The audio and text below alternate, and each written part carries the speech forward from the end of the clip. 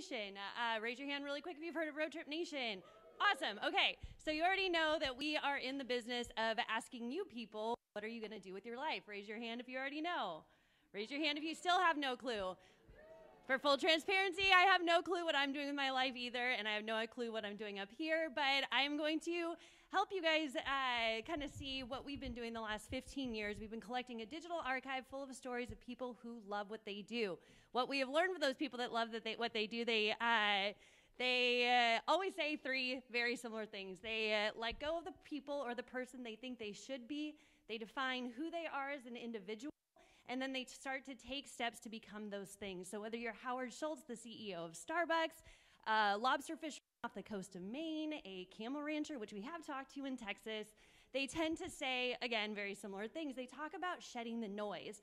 So what is noise? Noise is the pressure that you feel around you from your parents, from society, from your friends, from your colleagues, from your job. It's even internal noise, what you say to yourself in your own head. What am I not good at? What are my failures? What am I afraid of? So I'm going to pause for a second and ask you what your noise is. Any volunteers? Dancing. Okay, so part two of the three-step process of let go, define, become is define. I don't know if you guys remember when you were in high school, and we're in the business of career exploration, I forgot to say that. But I remember in high school filling out those little bubbles, and when I went to the career center, and what it told me is I liked helping people, I liked learning things, I'd be an awesome nurse, except I whenever I see blood, so that was not helpful. So what we do at Road Trip Nation is we have a little bit different of an approach. Career exploration should be about following your interests instead of trying to retrofit yourself into a career. So then how do you become that thing? You have to take active steps in order to fulfill your dreams, which sounds kind of hokey, but we have a huge digital archive of people who have done just that. One of the guys that has done just that is a guy named J.P. Barlow. We met him up the northern coast of California, and he said to us, if you're not lost, you're not much of an explorer. So taking that first step in working towards what you want to do can be really, really scary, just like this is right now. But it was scary for a lot of people who you might not think ever struggled. Ira Glass, he's the host of This American Life on NPR, thank you. His parents wanted him to become a doctor. He worked really, really hard. He started as an intern in NPR. He is now the most well-respected kind of radio host in the industry.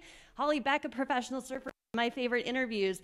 Her mom told her that surfing was for boys. What she didn't tell her mom was that, Mom, the boys are actually in the water. I want to surf. Betty Cortina, she is the first in her family to go to college. She was the editor at Latina magazine. She now works for Oprah Winfrey. Tu estás loca. No, I'm not.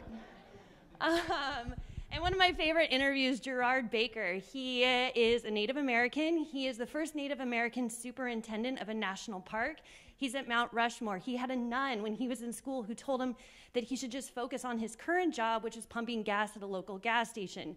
He got a college degree, went back to that nun and said, I did pursue my dreams, and now he's the first Native American superintendent at Mount Rushmore. And we have hundreds and hundreds and hundreds of stories like this. So rather than focusing on something super narrow, like for me, that idea of being a nurse, what if I actually followed my interests? Like there's going to be a couple slides of people who were able to take things that they were interested in, and rather than that really, really narrow approach, they were able to expand and make their dreams a little bit bigger. One of my favorites is Jessica Matthews. I think we already missed her, but she actually was able to harness energy from soccer kids in Africa so that they could light up their village at night by combining her interests of science, technology, and sports. So that's what we're all about at Road Trip Nation, and I want to leave you with one final story, hopefully. Oh, this is stressful. Oh, that's my road trip, or my roadmap. So helping people, education, travel. I work at a company that has motorhomes, and we send them across the country in these RVs. But this guy, Jad Abumrad, if you guys are familiar with the podcast Radio Lab, we met him in New York a couple years ago, and he tells a story, kind of gives the analogy of molecules before a liquid turns into gas, that taking that first active step is kind of when a molecule gets really, really super agitated, and they don't really know what that next state is, but that next step is where change happens, and that's what we're all about at Road Trip Nation. He calls that the adjacent possible. So my challenge to all of you guys today is to think about what that next step could, should, might look like for you, and what is your adjacent possible. So as you're sitting on a sand dune staring at a green motorhome, thinking of what you might want to do with your life, I hope you think back to Let Go, Define, Become, and Road Trip Nation. That is all.